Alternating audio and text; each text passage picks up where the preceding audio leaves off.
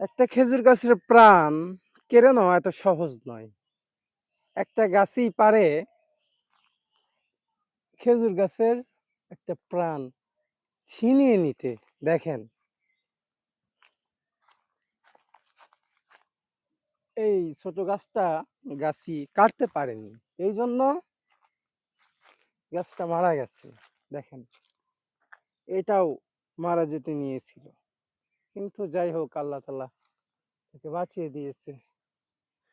কিন্তু এই গাছের অবস্থাটা অনেক অনেক বেশি খারাপ, যা আপনাদেরকে আমি বলে বোঝাতে পারবো না কখনো।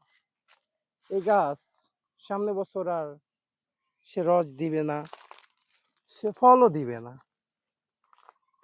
এই গাছটা শুধু এখন চুলার মধ্যে লাকড়ি হিসাবে জ্বলবে, এছাড়া এর কোনোই কাজ নেই। এখান থেকে আমরা কি শিখতে পেলাম? অবশ্যই কিছু না কিছু শিখেছি। এই জন্য আমরা যেগুলো ছোট ছোট গাছ আছে, সব গাছ থেকে এগুলো গাছ ছেড়ে দিব না। কারণ একটা খেজুরের গাছ বড় হইতে অনেক অনেক সময় লাগে।